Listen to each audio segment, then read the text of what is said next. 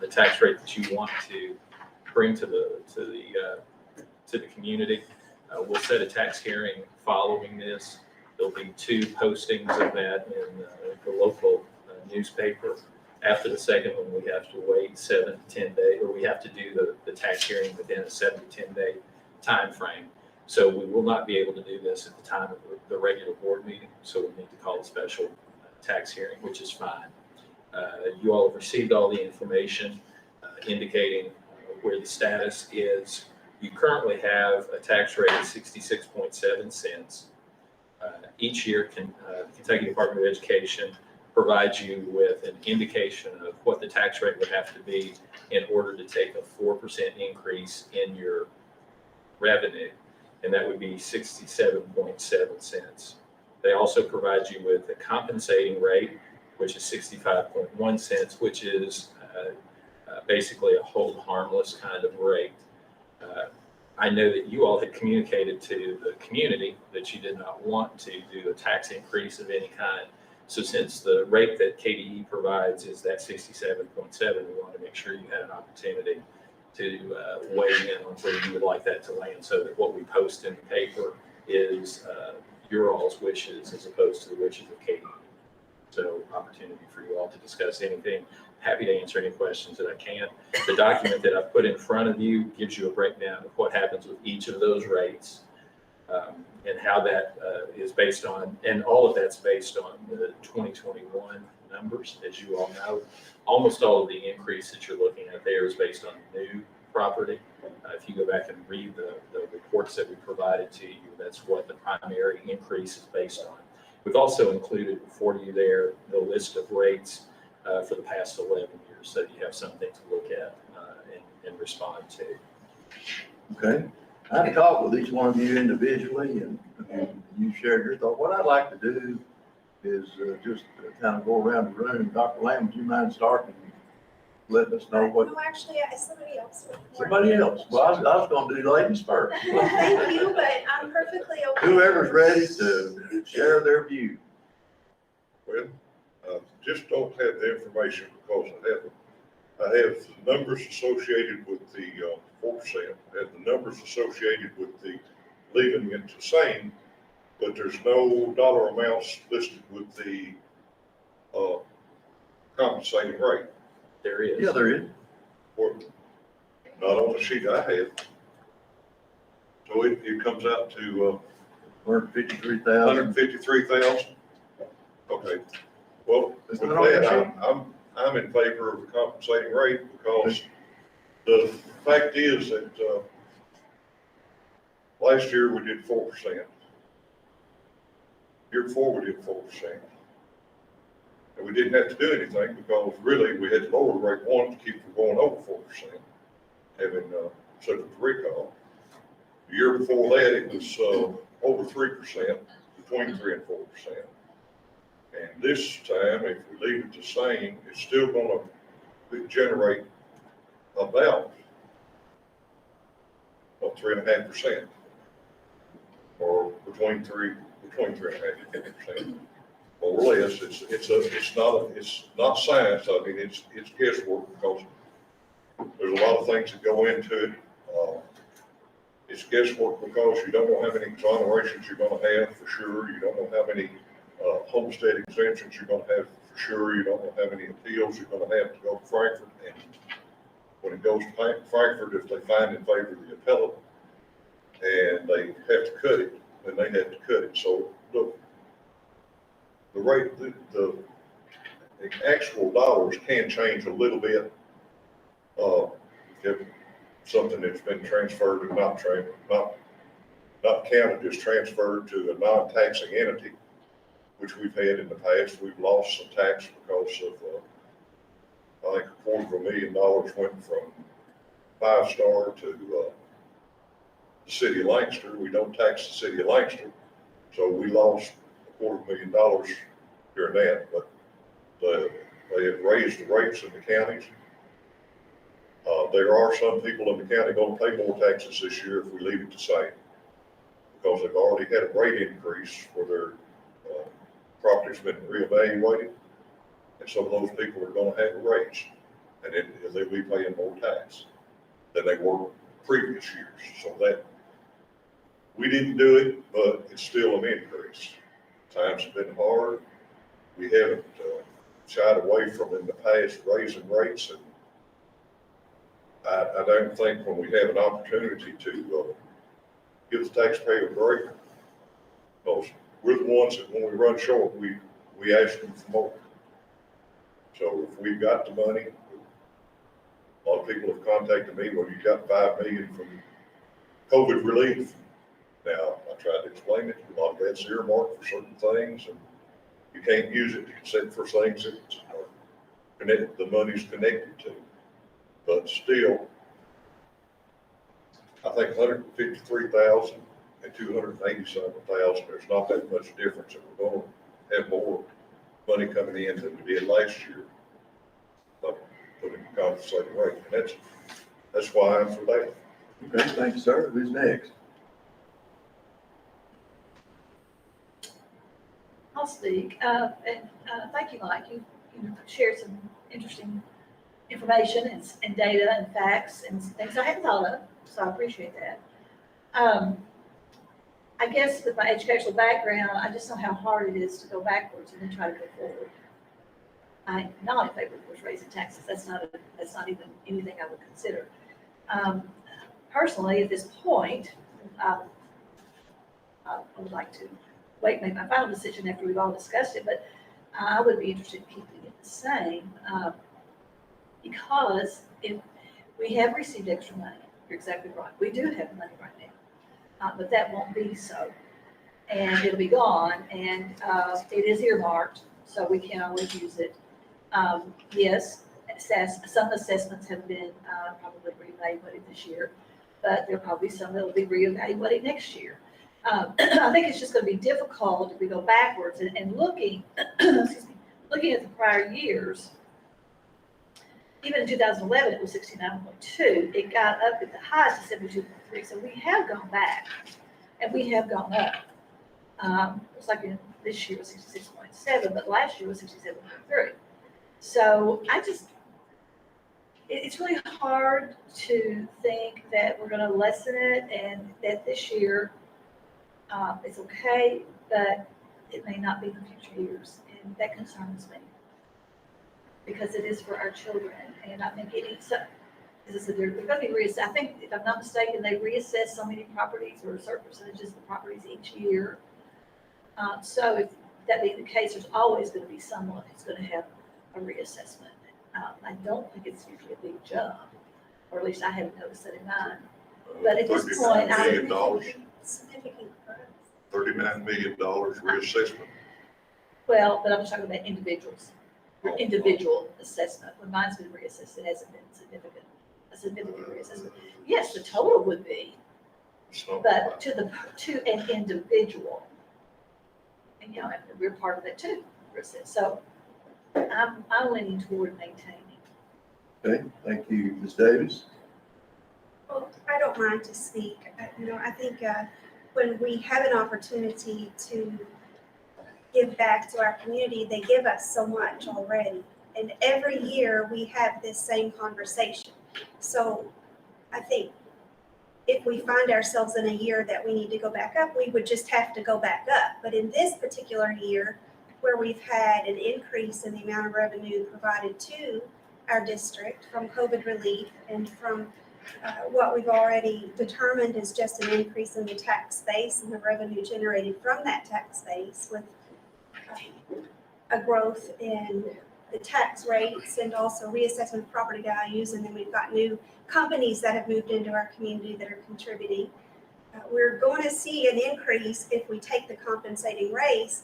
We're going to see an increase in the amount of revenue generated off of the tax base. And so I support the compensating rate for this year.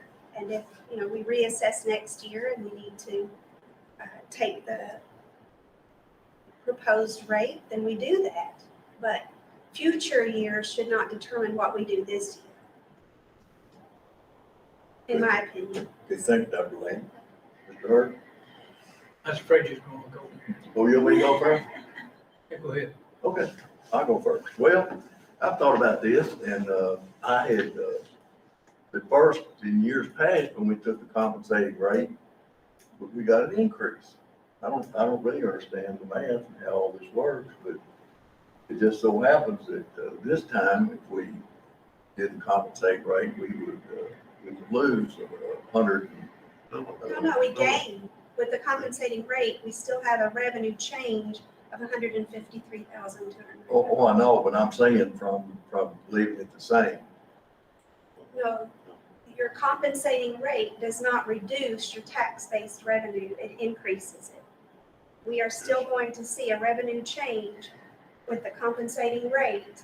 So we would drop the rate, the tax rate for our citizens and still see an increase in our revenue base Oh, of yeah, 153,000. but keeping it the same. No, sir, by compensating rate, we'd still have an increase, we would not lose money. But if you look at the sheet, if we keep it the same, we would generate $287,550. You get more money. It's just, it boils down to, is 153,000 more money is not enough. It boils down to how greedy are we going to be? That's what it boils down to. Either one generates more revenue for our school district.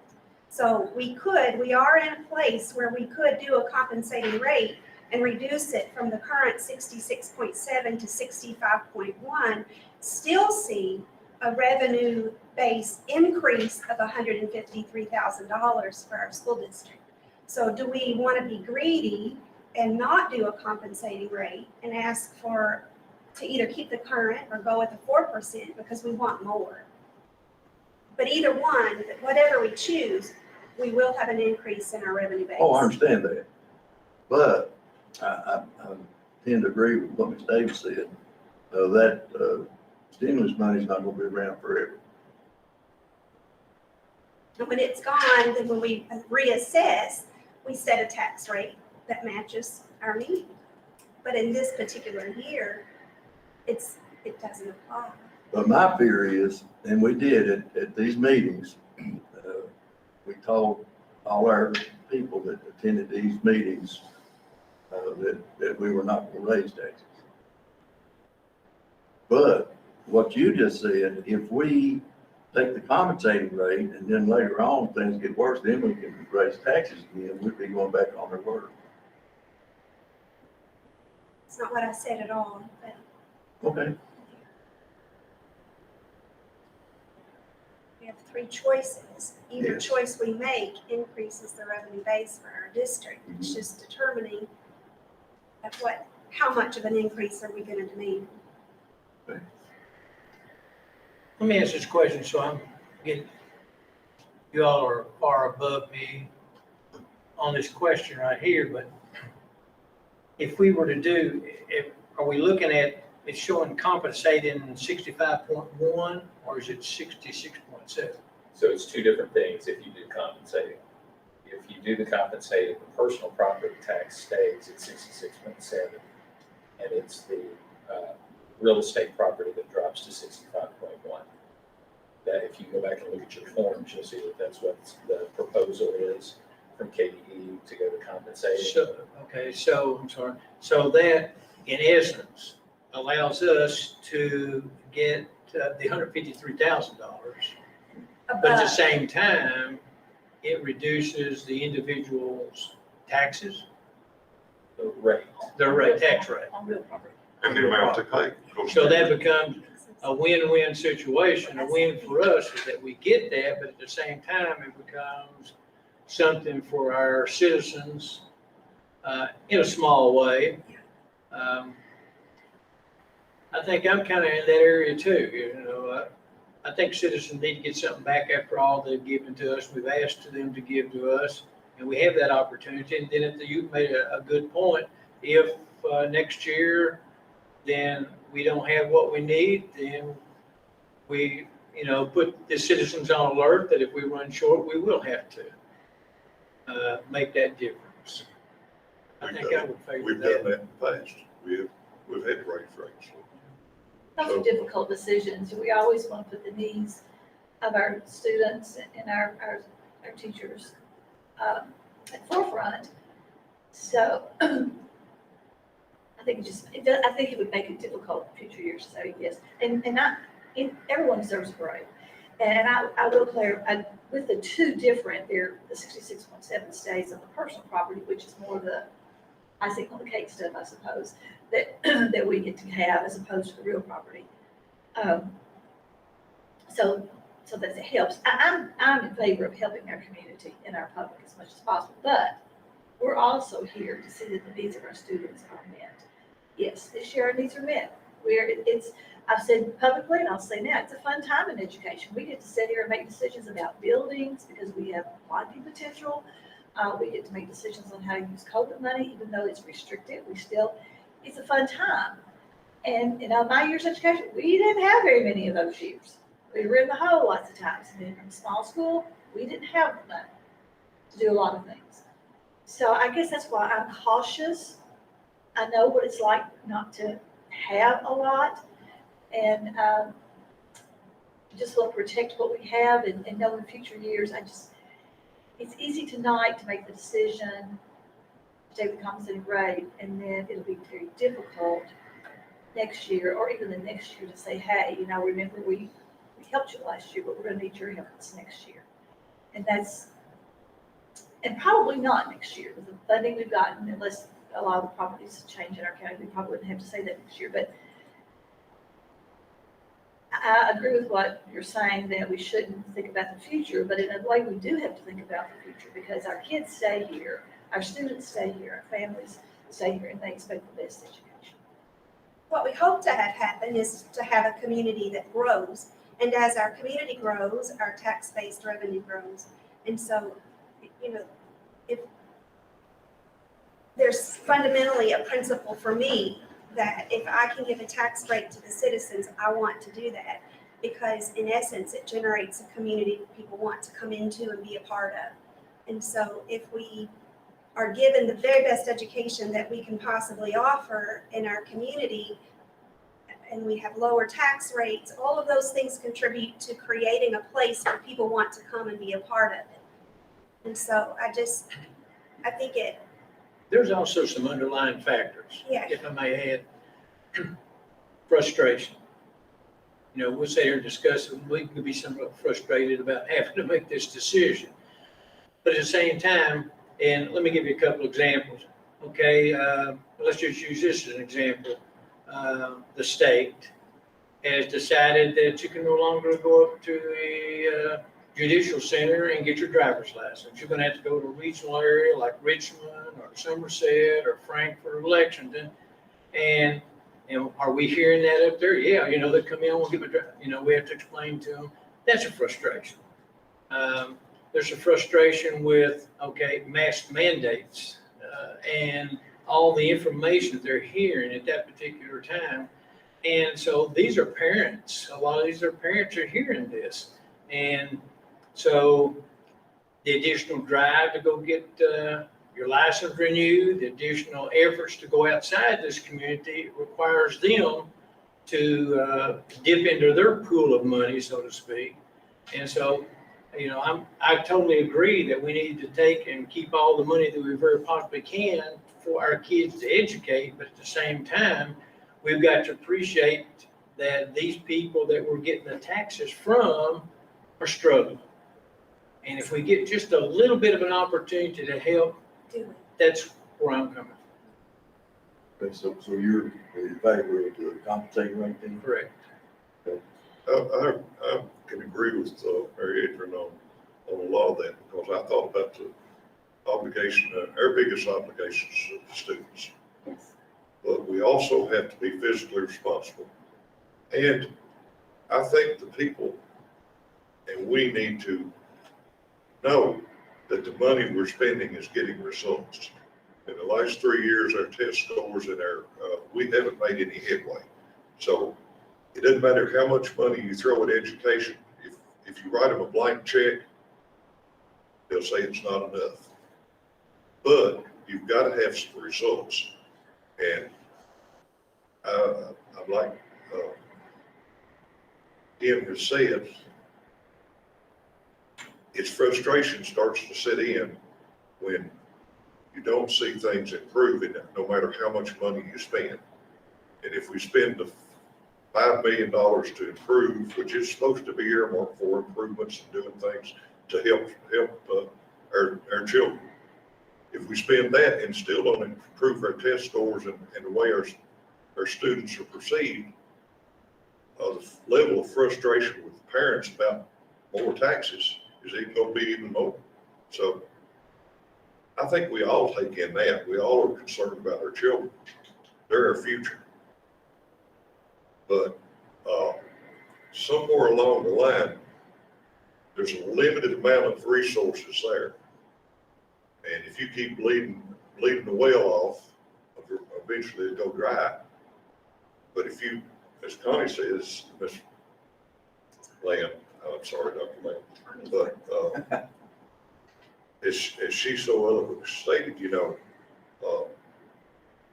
we have to give them a chance to save where they can and make, it's been hard times for everybody. Farmers, industry, it's a supply and demand now. You go to get something, you're going to have to wait 3, 4, 5 weeks to get it, or 6. And if we help our economy, then we'll grow. If we grow, then we'll have more money. If we have more money, then we can do the best we can for our kids. So that's why, and I've tried to think of from all different viewpoints, and I agree with you on a lot of the things that you've said. And if I may speak to somebody, I don't disagree with what you're saying.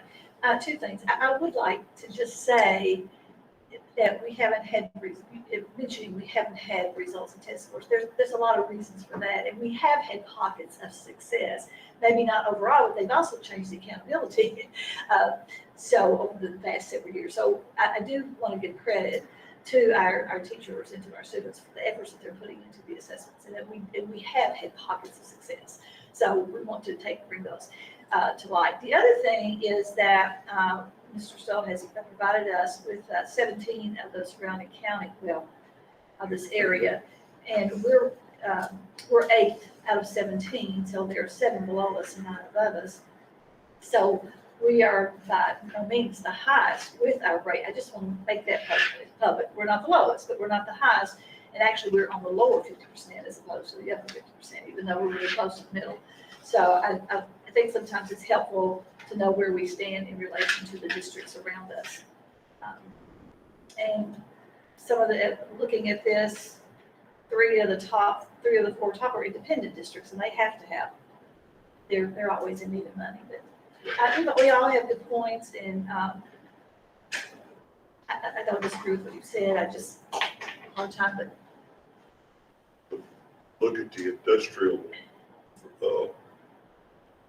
sources that these counties, Jessamine County, look at the tax base. Boyle County, look at the tax base. Mercer County, look at the tax base. Somerset, all of the ones that have a higher tax rate also have more industry and more business income than we do. A lot of them have more students than we do too. But you can't just say, well, it joins us or it's close to us, and their rates, you can't really compare that. You've got to also look at what they've got to draw from. And that's why I guess all boards in Kentucky are different, because they've all got different ideas, and they look at different things. They have different sources of income. But most of the ones that I see that are ahead of us, then you've got Berkeley.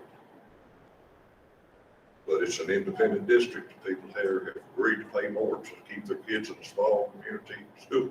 So you can't really throw fault at any of them for making a decision that they think is best for their community. And I think that if we base ours on what's good for our community, I think we're right. And we can all have different ways to look at it and still be right. Okay, you done? You Yes. done? I think I'm done. Are I you think I've done? said all I need to say. And all valid points, and I appreciate you all sharing. Very good stuff.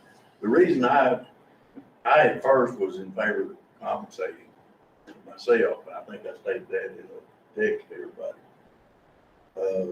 But I don't want down the road, you know, the lower taxes and then come back a couple years later and then say, oh, we're in trouble, we've got to raise taxes. I hate raising taxes. I have voted against raising taxes for the 17 years I've been on, except once or twice. You can look at the records and see. And so anyway, that's my stance on it. But I think it, I still got another question here. I want to be sure that I'm not missing something, okay, okay? If we were to keep it current, 66.7, right? That's current. Yes, sir. Then that's not considered a tax increase?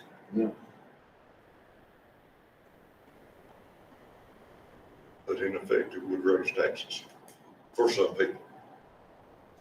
So there's where I need some more explanation on how that's going to raise taxes for some people. So if I can take a shot at that, please. every year, PBA quarters the county, and they assess 1/4 of the county. And then they set the tax, the tax rate is based on that new assessment. So an assessment last year impacted one group, or 1/4 of the population in Garrard County. This year, it's a different quarter, and next year, it will be a different quarter.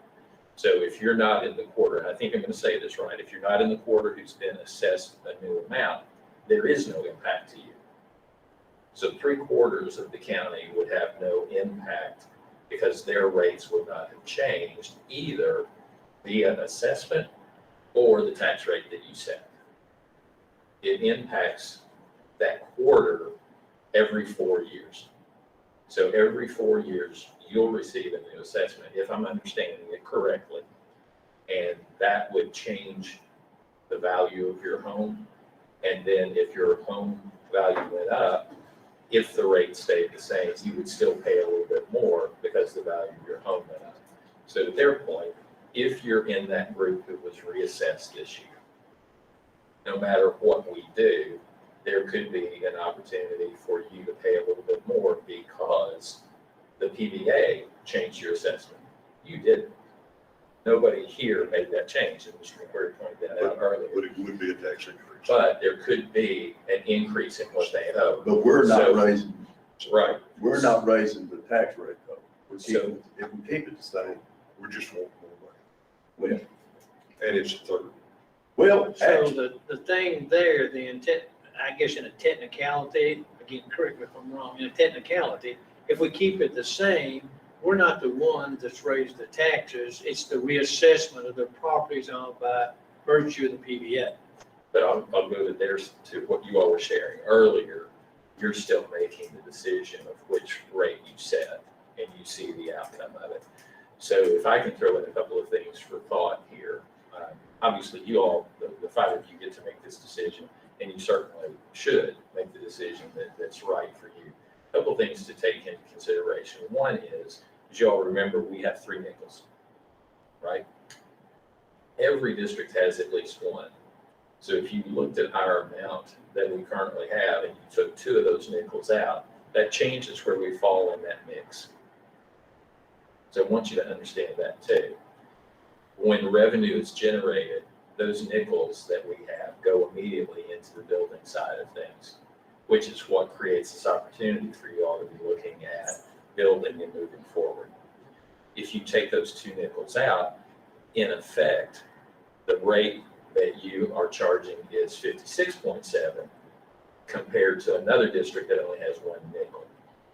So always understand that the revenue that you're generating has some specific allocations for it, even though we don't do anything with that. So just as that's just a point of reference. It's not a determiner, it's just a point of reference. The taxpayers are still paying for the nickel. That's They right, are. tax- And so when you look at this too, one thing to take into consideration, I would encourage you to take into consideration is there's been some comments on both both thought processes about this impact in the future. All right. So I'll share one thought was, I think I heard you all suggest that as we have more business come into our community, the tax rate can go down. But what we saw is that the higher tax rates were in areas where there was a higher volume of industry. Second, anytime we back up, we can certainly look at the 4% increase. And I want to be clear here, when a 4% is talked about, it's not a 4% tax increase, it's a 4% revenue increase. So just to use as an example, if you had decided that you wanted to go to the 67.7, it's a 1 penny raise, not a 4% raise. But that 1 penny generates 4% additional revenue. So that's always a confusing piece for people. They hear 4%, they think their taxes went up 4%. That's not what would occur. So when you back up, and you've backed up before, right? And if you take a look at the list that we have, starting in 2018, you've either stayed the same or reduced the tax rate. And so you're to be complimented for that, because you were able to give that back to the community for sure. The last 2 years you've done it and still been able to generate the 4%. So their tax rate went down, but the district still increased 4% revenue. And that's kind of an unheard thing. It doesn't happen very, very often. The reason I point that out is because we have no way of understanding what may happen in the future, either for the construction of new property or for what we will get when the legislative session meets this year. And the only thing, and I don't have any more insight on this than what we're talking about on these other things. You certainly run the risk this year of the legislature doing the same thing of recognizing the additional revenue that we generated and then making decisions to do different things with SEEK than they have in the past. So one of the things that we hope doesn't happen is that they say, okay, the federal government gave you this amount of money, so we're going to withdraw that amount of money. We did see it happen last year at Christmas, if you'll remember. We had to shift funding, and basically we thought it would be an increase in SEEK, and it was not. They withdrew the SEEK. I say that simply to say, as you're making the decision, I'd encourage you to be very cautious, right? I don't think anybody in this room suggests that we should go to the 67.7. There's not a reason to do that. And if you do the compensating, you certainly can. What that will mean for you in the future is the number of raises that you could potentially have to do to get back to your current status could be significant. May not be, right? There's no way that I can know that. Anything that we would say, or any of us would say about what's going to happen would just be speculation. So you all have to work this one out, but this is why we want to have the conversation, right? Because there's no reason for us to put a number out and say to the community, this is the number that we're going to ask for, until you all had had an opportunity to really consider it. So last year, we didn't have this meeting because we knew that the rate was going to go down and we were still going to generate the new revenue. Because it was going to go over 4%. Yeah, so there was no reason for us to have this conversation. What I'm telling you is I would want to have this conversation with you every year to set the rate moving forward and not have that be a decision that we were making at the district level, because you all, the individuals elected to represent the community. So whatever we decide today is what we'll publish in the paper, and that's where we'll move forward. Again, I don't think that what I'm saying is designed to change anybody's opinion. It's just to provide as much information so that as you make that decision, you're making it with as much information as possible. The only reason I gave you the other districts was because there had been a question of, are we the highest in the area? And I wanted you to see, and you'll see at the bottom I left on there, this came directly off the KBE site. This was not me going out and trying to track this down. So you can go to the KBE site, pull up every district in the state and see what every district in the state is charging. And I just pulled those that I thought would be of interest to you all because of their locations, things of that nature. So I'm more than happy to answer questions if you have them. I got one. I'm sorry, but this is an important decision. It is. Yes. The average Joe out on the street comes up to me and says, okay, with what you did, and let's say we leave it the same. And they say, I've got $100,000, in property. What does that do for them? What is the raise in their, So if you have $100,000 in property, right now, you're paying $667 on that 100,000. If we did the 4% increase, or the raise to 67.7, they would pay $677. So it's a $10 increase to them. And if you do the compensating rate, it's $651. So it's a reduction in $16. So if you carried that out to $200,000, it's $1,334. Compensating rate's $1,302.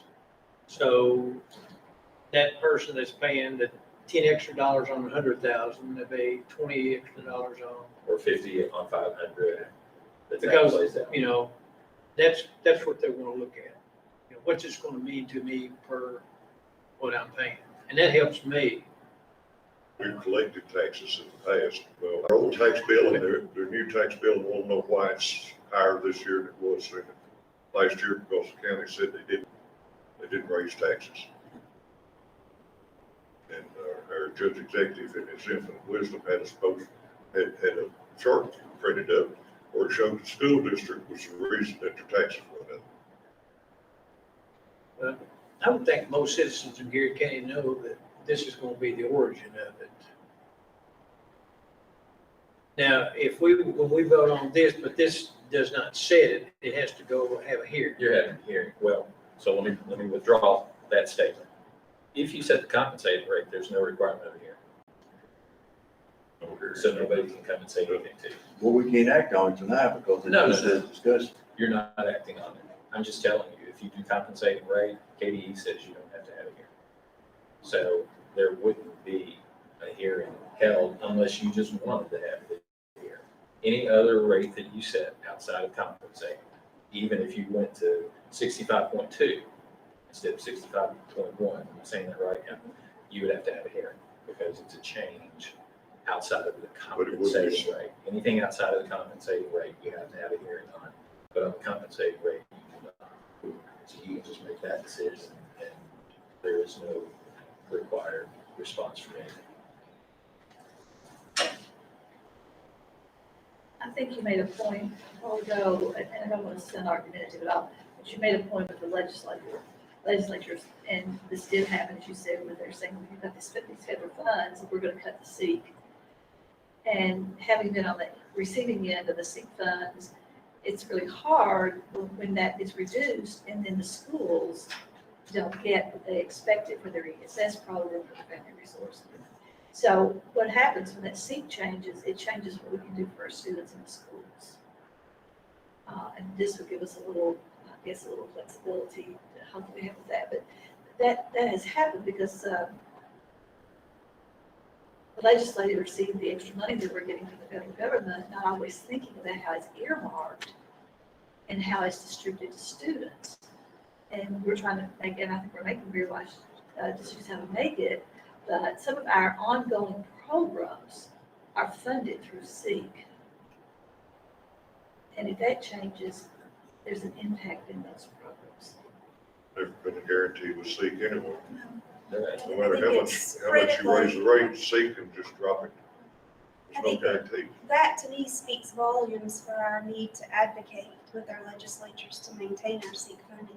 And that's an entirely different conversation for us to have about how, as a board of education for Garrard County, what do we need to be doing with our legislators to ensure that they don't cut our funding?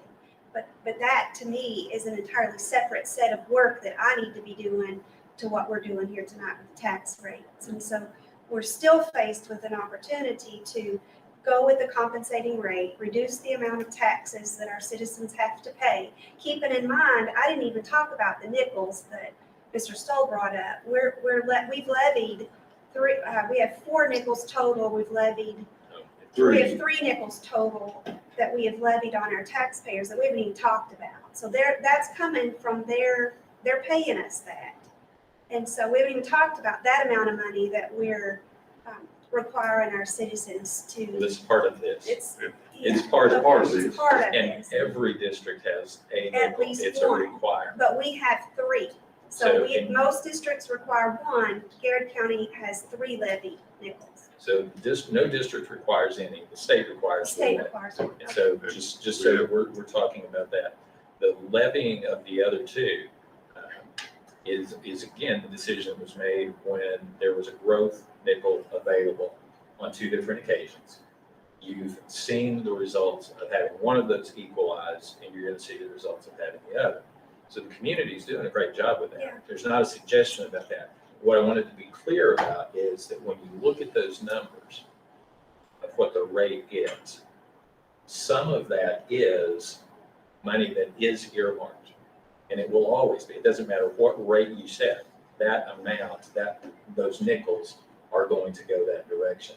Again, it's not a persuader, it's information. And that's what you're working with tonight, is the information that you have to make the decision that you can live with. It's intended to keep our schools in good repair and build where we need to build. Another thing we haven't talked about, and I was finished before, but there's been so much brought up. I looked at our local paper last week, and there was a whole page on there that really kind of has caused me problems for several years. Our taxpayers also they pay their taxes to the school, but they also then pay fees to the schools, and then they buy an inordinate amount of supplies. And, they're paying it both ways. They're paying for the schools, then they're paying for supplies for their kids. And it amounts to money out of their pockets. So that's what I looked at also, and I forgot to mention it. They have a class fee of $15, and some of the class fees are different than others. Then they have a list of things that you have to have, and it can add up to 40, 50 bucks, and maybe more, just depending on what specific type of binder you get, because they want this binder. Now, there may be another binder that might not cost enough, but that's not the binder they want. May not be. I'm sure there's a reason for it, but that's an added expense that we're expecting our parents of children to pay. And some are on limited incomes and some are on fixed incomes. And I hear about it every year. When are you going to do something about these fees and charges? Oh, we give the schools more money, the fees never go down. We give the schools more money. And I think that's where we come in as fiscally responsible. And the classroom allotments are still the same as they were 7 years ago.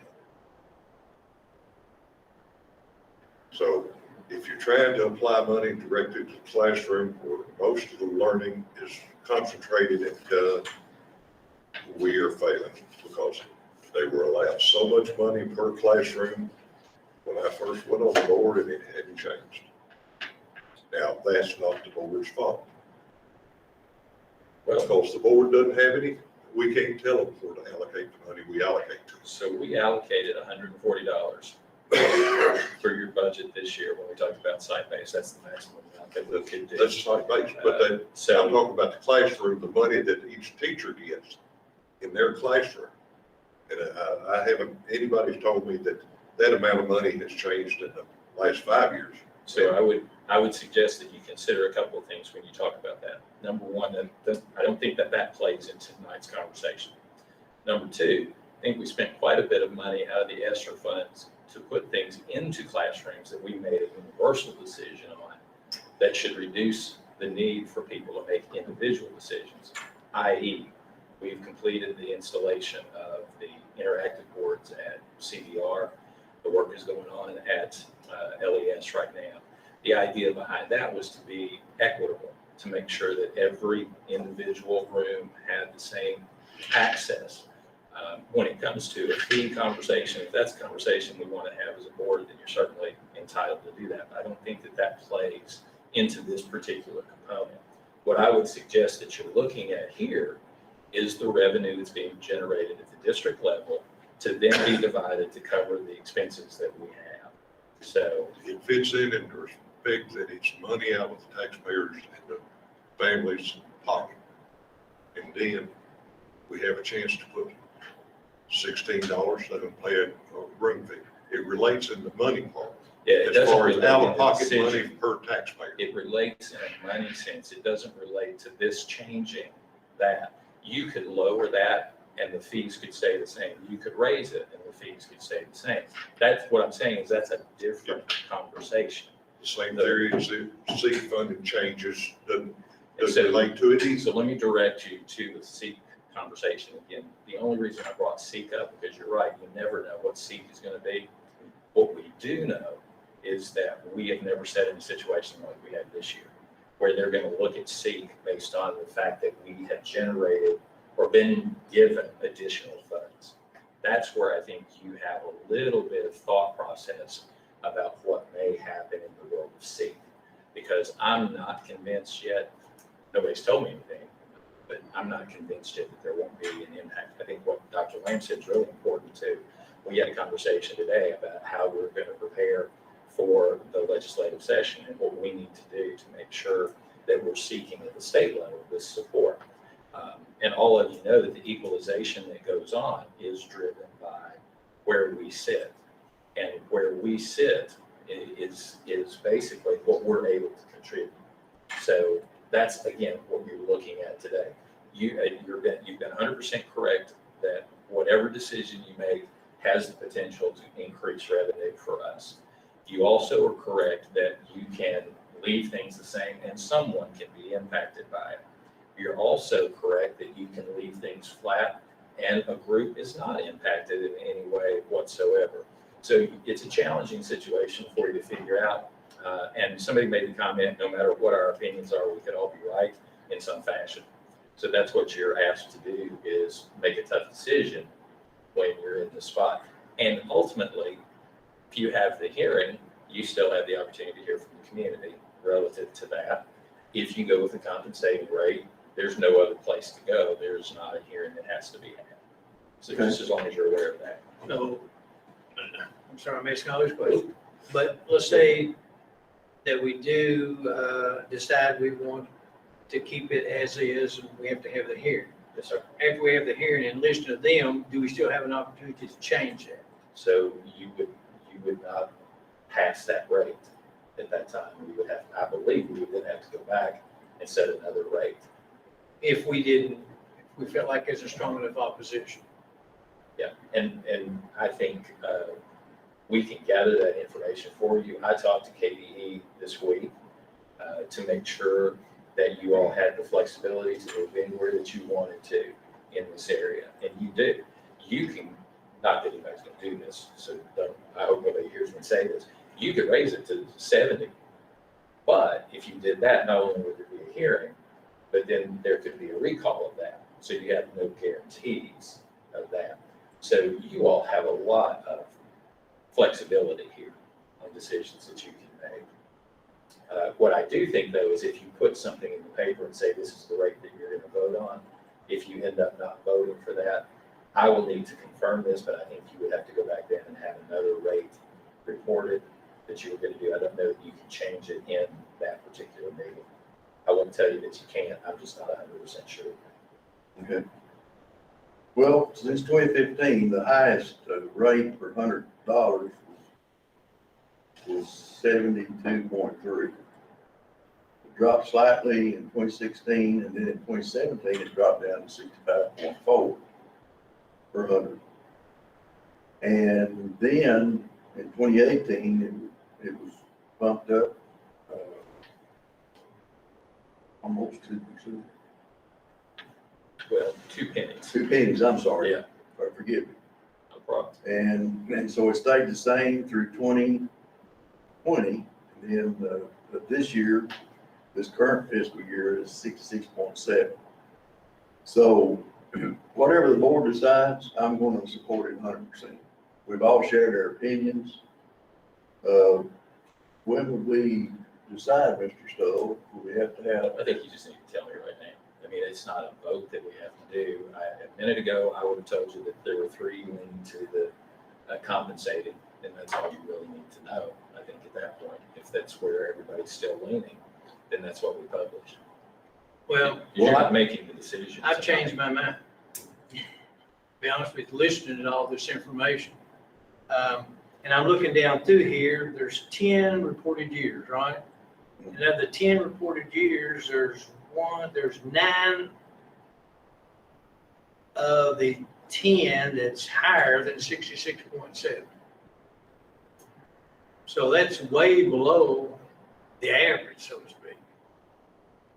So that's, to me, that's respectable. And when we begin to talk about seek and not knowing what the legislature going to do and that big question mark out there, then I would rather set it to where we have some extra money in there just in case. And that in itself would be for the students.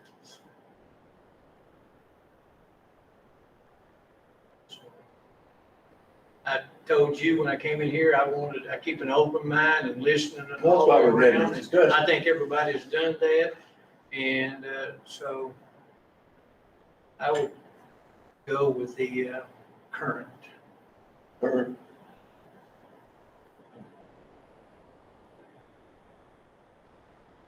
So you're gonna check and see if we have the tax hearing?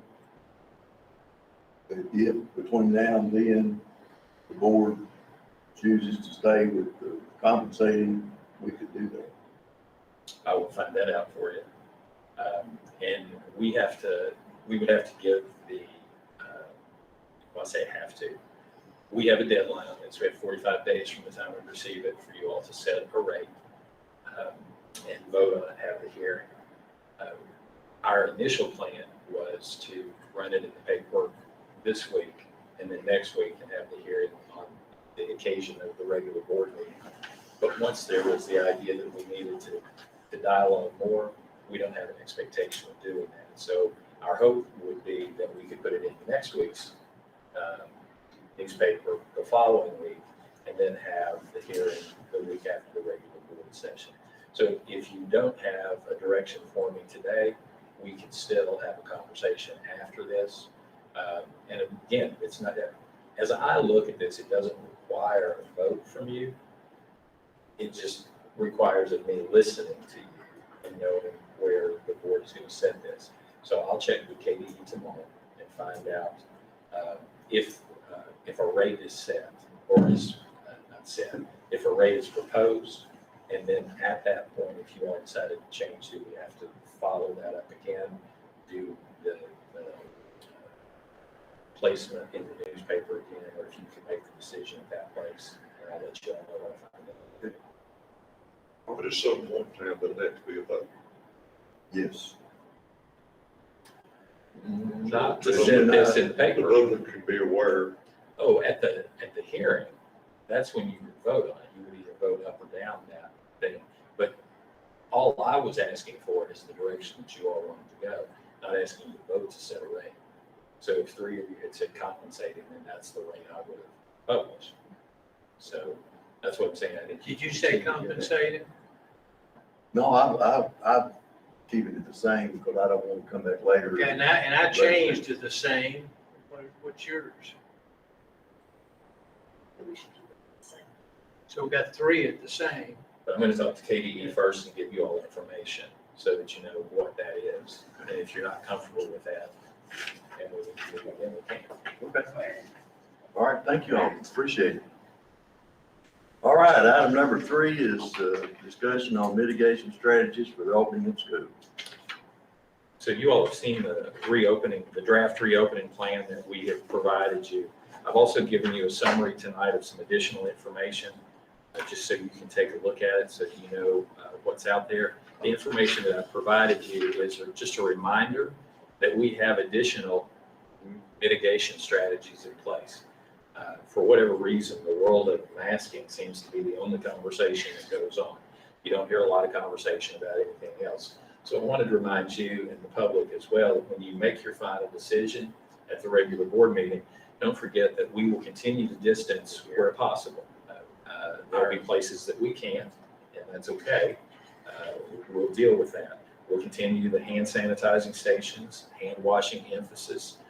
Water bottle filling stations, cleaning protocols, limiting visitors in the building, continuing to use seating charts in order to limit quarantines. We will certainly encourage anyone who desires to wear a mask. We will not ask you ever to pass some policy that says nobody can wear a mask. So if somebody is comfortable doing that and they'd like to, we would encourage it. I would encourage you all to make a strong recommendation to people who are unvaccinated to consider wearing a mask, and to recommend to anyone who is willing to do so, to do that. I will ask you to require masks on buses because that's a federal mandate that exists right now, and I think we need to comply with that. And then we'll prepare for any alternates that we need to come up with. I've also provided you with a list of KEDC districts so that you can see what other districts are considering. We'll have an update to this tomorrow. KEDC asked a couple of weeks ago, they're re-asking. You can see that of the 40 that were polled that responded, 33 said that they wouldn't require them a mask in the building. 7 said that they would. 2 districts said they wouldn't require them on buses. 38 said that they would, and 2 districts were unclear at that point. We do know that there are a few districts who are going to consider the tiered decision-making process, which means 1 week they might wear masks and 1 week they might not, depending on the color. I'm not a huge fan of that because I think that makes it challenging for people to know exactly what the expectation is. And I think you all heard many times last year, the challenge was not knowing for sure, the inconsistency. Maybe we're going to school this week, maybe we're not. I've also provided you with the CKDC districts, just so you can see the difference between the two. At the bottom, you have your board attorney's comments. And we'll make sure that you take a look at that, because we wanted to make sure that if he was going to have to defend the board in any fashion, that we knew exactly where he stood. And on the back page, you'll see that we have information from your insurance carrier. Again, we wanted to make sure. The thing that I would point out to you in both of those cases is that both indicated that there is no mandate. Therefore, you have the right and the protection still without requiring a mask. That is not a requirement at this point. So should that ever become a requirement, I think we go back and ask the board attorney and the insurance company again, that if you chose to go against a requirement that was out there, what that would mean to you. But at this point, that's not an issue for you. So you can make a decision when you arrive at the regular board meeting on what to do and how to handle that moving forward. So that's a quick summary of that.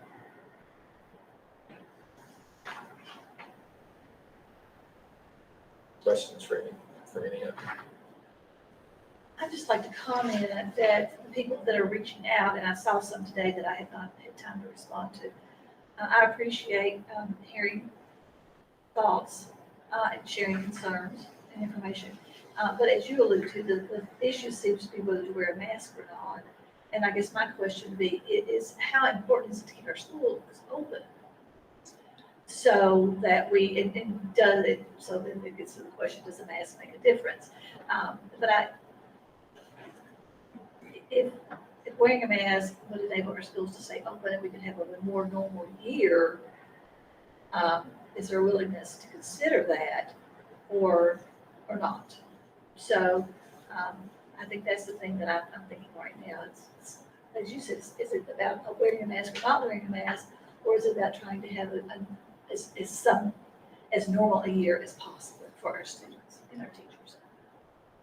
I've only had one out of all the texts and emails that I've gotten that, and I think you all probably got the same emails, check later, that wanted us to mandate wearing masks. The rest of them are adamantly opposed to it. They think it ought to be a parent's decision. I know Fayette County went through this. A lot of angry parents, and I think they wound up, well, no, Scott County. I don't know about Fayette County, but Scott County's requiring that. But I think, be honest with you, it's gonna be out of our hands in just a few days. So if you watch the governor's comments, he said that the mask mandate was definitely on the table, although he's not required it right now. And my understanding is we'll make a decision, a definite decision then on the 19th when we meet. So comments and thoughts are welcomed, but the 19th is when a final decision will be made. It's easy for him to say his kids go to a private school and they don't have to follow the mandates.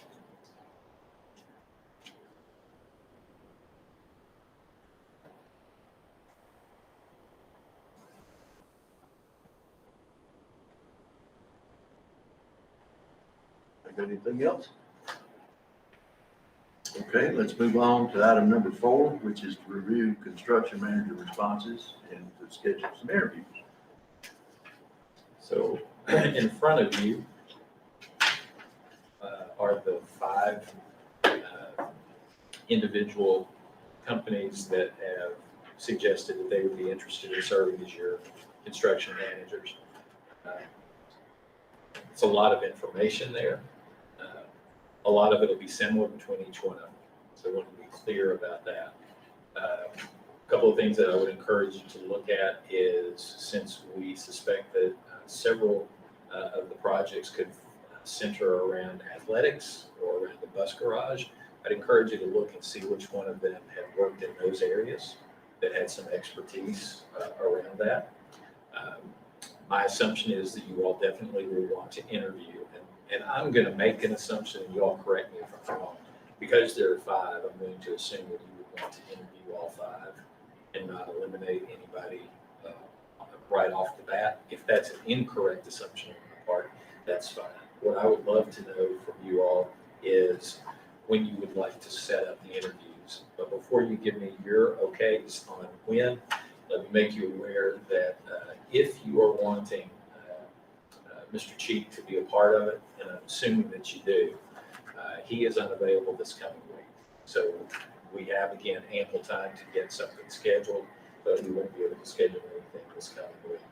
You give me some dates that work for you, I'll contact him, make sure that they work for him, and then I'll contact these entities and ask them if they're willing to come at those times. I definitely believe Mr. Cheek needs to I be do. here, because he's got more expertise in those areas. And, Brad as well, if you can. and listening to the way he did on the other interviews we were involved in, he made no commitment on anybody, but he kind of steered us through those areas. So I would like to have some guidance from him. So, if we amend the working sessions, since Kevin Cheek is going to be out next week, we could, Dr. Lamb, did I hear you correct? You said Monday, Tuesdays, and Thursdays would be the best for you right now, according to your new schedule. The rest of you, what about if we had to meet on a Saturday?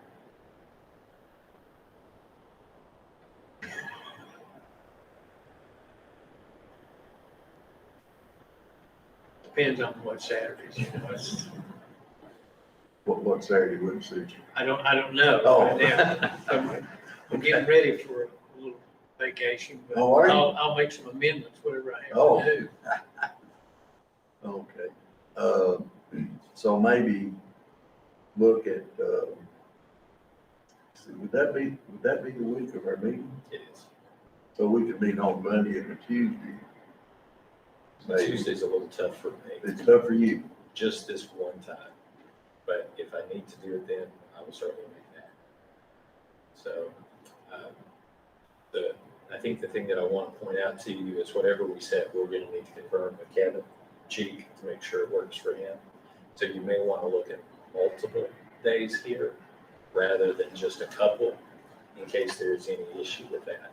So if Monday, Tuesdays, Thursdays are good for you and that works for everyone else, I think the 16th is good. The 19th doesn't work because of the board meeting, regular board meeting.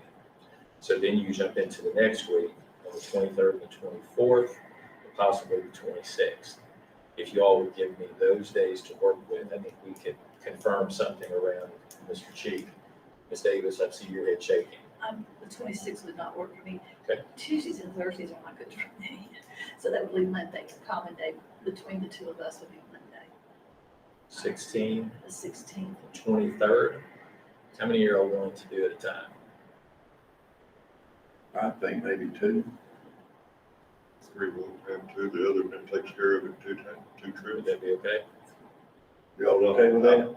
I don't think any of us want want to to do, do but I'm not in favor of doing all 5 all at the day, same time. all day thing, no.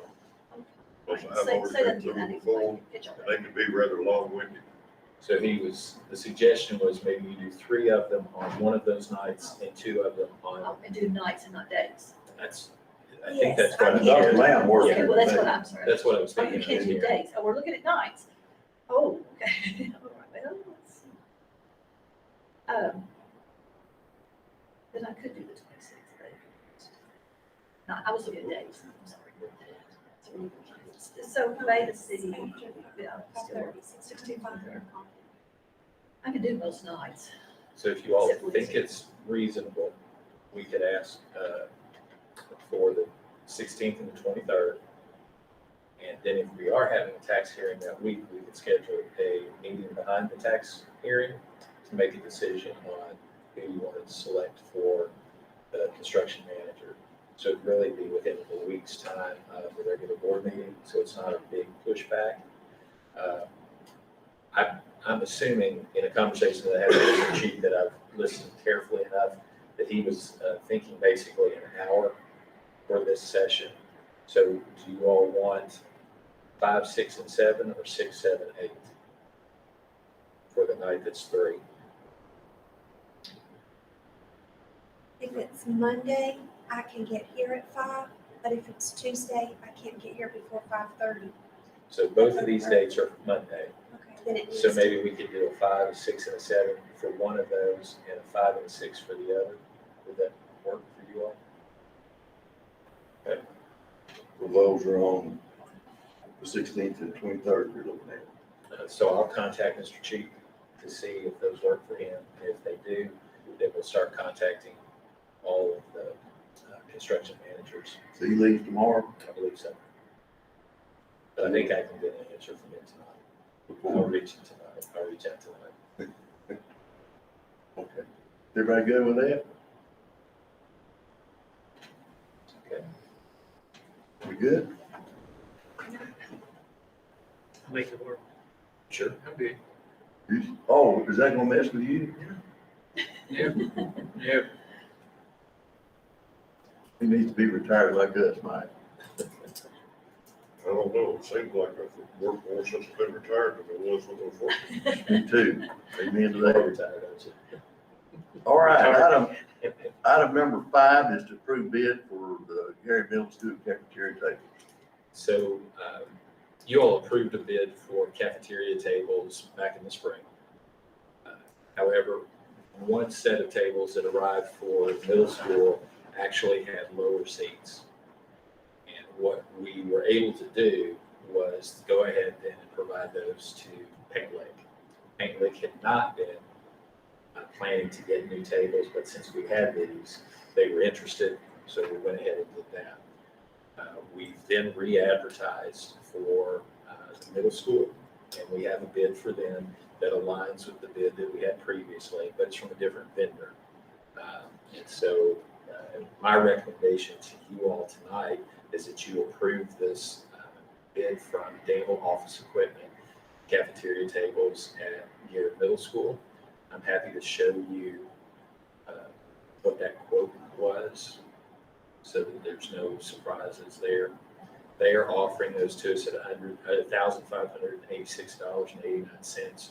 So the total price is $31,737.80. It's a food service purchase, just like the others were. And so I would recommend that you all approve this bid. Question, are the They're correct this time. high enough? They are. So do I have a motion? I'll make a motion to approve the bid. Dr. Lamb made the motion. Second. Okay, Mr. Hurt, second. Now do you have any discussion? Did the previous company bid? They did not. They chose not to They bid. chose not to. Okay, so they knew that you were looking for. Yes. Any other questions? All in favor, let me know by saying aye. Aye. All opposed, no. All board members are in favor. The bid is approved. Item number 6 is to approve junking of the old cafeteria tables. So it becomes clearer and clearer all the time, doesn't it? That when you do something with new, you have to do something with the old. So what I've attached for you here is the number of tables at each of the locations. I think I've got an error on there because we made a change today and I missed the bottom one. We're really looking at 43 tables instead of 46. We're going to hold 3 tables from one of the locations because they have something they can do with them. So we want to provide that. So it means they don't have to purchase that in the future. But those numbers that you see there at the top would be what we end up with. So the 46 should be 43 plus the round tables, and we do have 8 tables that we can over here to the GDC. So my recommendation is that you approve this junking of tables. Okay, you've heard the superintendent's recommendation. Do I have a motion? I'll make a motion. Mr. McCray made the motion. Do I have a second? Second.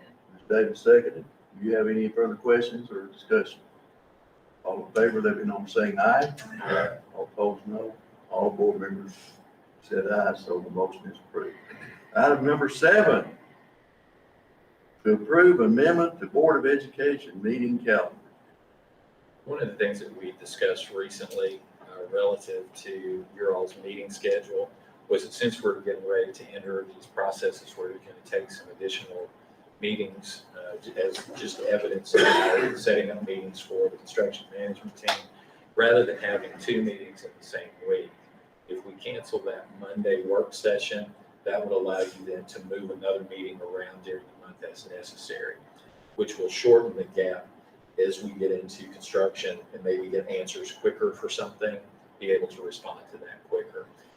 We'll continue to provide the Friday before meetings for you to answer and clarify questions so that when you do come to the regular session, hopefully most of your questions have been addressed unless something new has come up during that period of time. So my recommendation to you all is that we eliminate those Monday meetings for August, September, October, November, December, and add in meetings during the month as necessary to meet the needs that you have. So obviously, this is a special meeting, so that's an add. We're going to do special meetings for the interviews. We're going to do a tax hearing meeting. So this isn't going to exempt you from having meetings. It's just going to give you maybe a little more flexibility. So that's my recommendation. You've heard the superintendent's recommendation. Do I have a motion? So moved. Okay, do I have a second? Second. David seconded. All right, do you have any questions or comments or concerns? So, and we'll need longer board meetings. So, some expressions have been made in the past that meetings were too short. But they will be longer now because, as we've already said, a whole lot of things were discussed in the working session and worked out. That's why the Thursday meeting was abbreviated, but now it'll all be in one meeting. No difference in it whatsoever because we're only going to get paid, and there was an expression about the financial deal, but we're only going to get paid for so many meetings. We have a set limit, and if we go over it, we still have 5 meetings after that. You just don't get paid for it. So we have the meeting we need anyway. So it doesn't make a lot of difference. It's just going to be. I've had some marathon 5 to 6 hour meetings, so it's Ms. Davis too that we long remember, and I rue the day that we go back to that. My only concern is that by having a meeting scheduled and on the calendar, we know we're going to get it when we need it. We're going to have it at that time. And with, as you've seen tonight in our conversations about trying to schedule interviews, finding a time that will work for all of us is not necessarily that easy to do. And so what we could do, and as opposed to canceling these meetings, is just reserve these meetings on our calendar